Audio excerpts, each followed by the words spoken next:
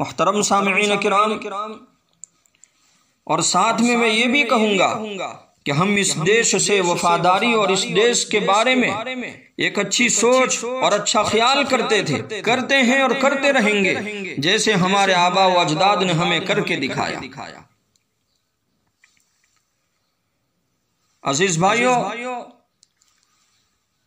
जैसे हमें इस मुल्क से और इस धरती से मोहब्बत है, वैसे ही इस धरती पे रहने वाले और इस धरती पे बसने वाले जितने भी इंसान हैं, हर एक से मोहब्बत है। चाहे वो मुस्लिम हो, हिंदू हो, ईसाई हो, सिख हो, बुद्ध हो, कोई भी हो, इस देश में जितने भी रहने वाले इंसान हैं, हर एक से मोहब्बत और हर एक से प्यार है। मजहब और धर्म तो बाद में है, लेकिन सबसे पहले तो हम आपस में भाई भाई है। एक इंसान होने के नाते आपस में भाई भाई है। एक मौके पर मेरे और आपके आका जनाब मोहम्मद रसूलुल्लाह सल्लल्लाहु ताला अलैहि वसल्लम ने इरशाद फरमाया, लोग आपस में भाई भाई है। तो इस हदीस से पता चला कि हम हिंदुस्तानी सब आपस में भाई भाई है। अजीज दोस्तों, इस हिंदुस्तान को, इस मुल्क भारत को आजाद कराने में और अंग्रेजों के चुंगल से छुड़ाने में और आजाद कराने में हमारे उलमाए किराम ने जिन कुर्बानियों को पेश किया है और जो मेहनतें की है,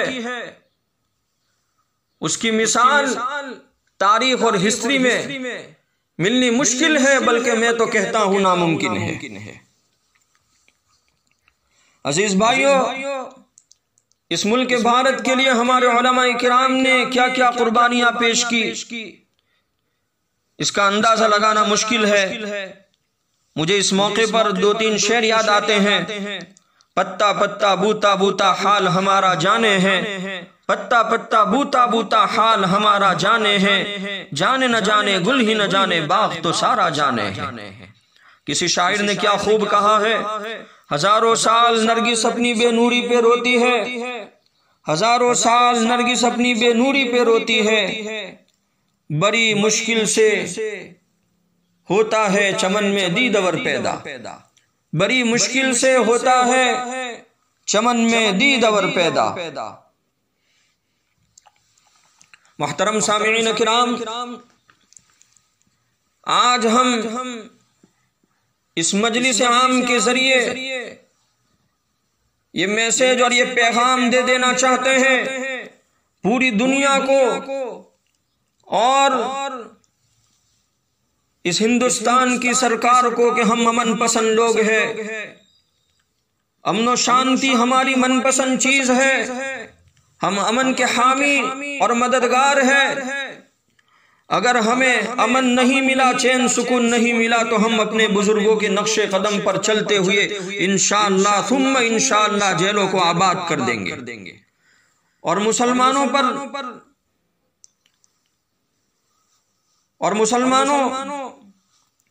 यह हमारा वो हिंदुस्तान है जिस हिंदुस्तान के बारे में हजरत अली रज़ी अल्लाह ताला अन्हु ने फरमाया, मुझे हिंदुस्तान की सरजमीन से खुशबू आती है, मुझे हिंदुस्तान की सरजमीन से खुशबू आती है।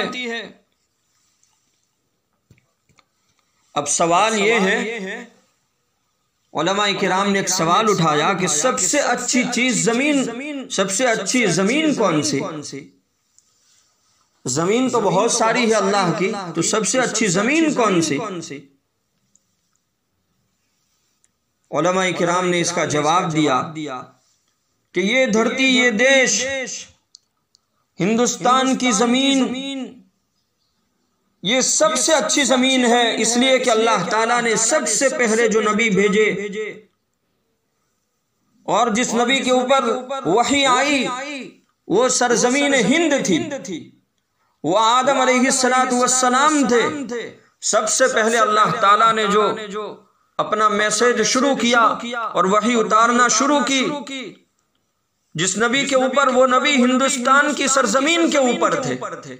मालूम हुआ कि सबसे अच्छी जमीन जिसके ऊपर अल्लाह का पैगाम आया, अल्लाह का मैसेज आया, वो हिंदुस्तान की जमीन थी।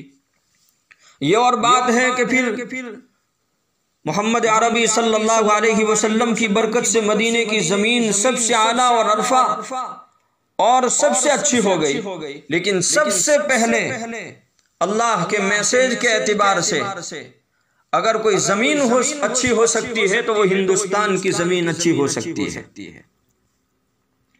इसलिए हमें हिंदुस्तान से और मुल्क भारत की जमीन से बड़ा प्यार है, बड़ा इश्क है और रहेगा। उलमाए किराम ने लिखा है कि एक मर्तबा आप सल्लल्लाहु अलैहि वसल्लम की खिदमत अक़दस में हिंदुस्तान की और मुल्क भारत की सरजमीन से सूट का हलवा तोहफे में भेजा गया। सूट का हलवा गिफ्ट में अल्लाह के नबी की खिदमत में भेजा गया। आप सल्लल्लाहु अलैहि वसल्लम ने फरमाया, ये मुल्क भारत की मुक़द्दस और पाक सरजमीन का तोहफा है, गिफ्ट है, हलवा है। अजीज भाइयों, मेरे और आपके आका जनाब मोहम्मद रसूलुल्लाह सल्लल्लाहु अलैहि वसल्लम ने तारीफ फरमाई इस हिंदुस्तान की और हमारे मुल्क भारत की और हमारी सरजमीन की और इस धरती की। ये मोहब्बत की निशानी और दलील है और ये वो सौगात है जो आपकी खिदमत में पेश की गई। अलगर्ज, ये वो हमारा मुल्क है कि जिस मुल्क से भी हमारे नबी को मोहब्बत थी। अजीज भाइयों, हमारा मुल्क जो है बड़ा प्यारा मुल्क है और बड़ा प्यारी सरजमीन है और बड़ा प्यारा ये जो हमारा वतन है। अल्लाह से दुआ करो कि अल्लाह ताला हमारे इस मुल्क की हिफाजत फरमाए, मुल्क में रहने वालों की भी हिफाजत फरमाए। इसीलिए तो अल्लामा इकबाल, मशहूर शायर इस्लाम अल्लामा इकबाल रहमतुल्लाह अलैह ने फरमाया था, सारे जहां से अच्छा हिंदुस्तान हमारा, सारे जहां से अच्छा हिंदुस्तान हमारा, हम बुलबुले हैं इसके गुलसिता हमारा। मुहतरम सामिईन किराम,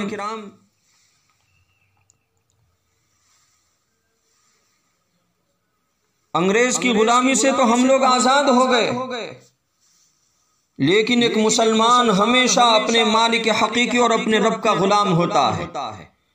इस आज़ादी के मौके पर हमारे उलमाए किराम ने बहुत सी बातें लिखी हैं। एक बड़ी अहम बात हमें यहाँ पर अपने दिलो दिमाग में बिठाने की जरूरत है कि सबसे पहले तो हमें इस मुल्क से वफादारी का सबूत पेश करना है और इस धरती से वफादारी करनी है। इस धरती से कभी गद्दारी नहीं करनी है।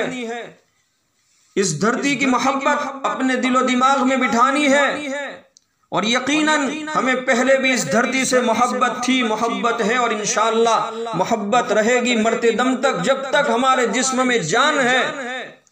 बल्कि मैं तो ये भी कहता हूं कि मरने के बाद भी हमें इस धरती से मोहब्बत है, इसलिए कि हमारा बदन मरने के बाद भी हिंदुस्तान की जमीन के अंदर जाता है।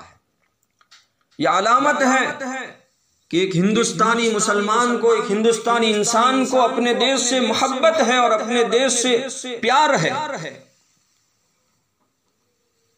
मुहतरम सामिईन किराम, एक दूसरी बात हमारे उलमाए किराम ने यह भी लिखी है कि हम अंग्रेज की गुलामी से तो ठीक है आजाद हो गए, लेकिन एक मुसलमान हमेशा अपने मालिक हकीकी और अपने रब का गुलाम होता है। यह अल्लाह और अल्लाह के नबी का गुलाम है और नबी की गुलामी तो बड़ी चीज है। इस पर एक वाकया हजरत हसन बसरी रहमतुल्लाह अलैह का उलमाए किराम ने लिखा है।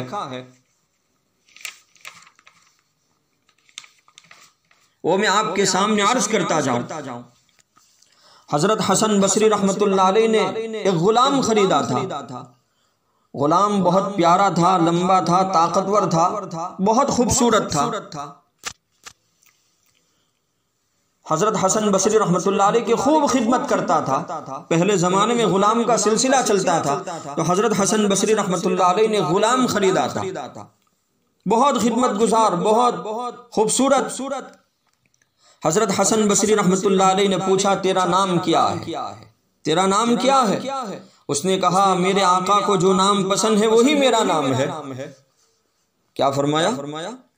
हजरत हसन बसरी रहमतुल्लाह अलैह ने पूछा, तेरा नाम क्या? तो उसने कहा, मेरा नाम वही है जो मेरे आका को पसंद है।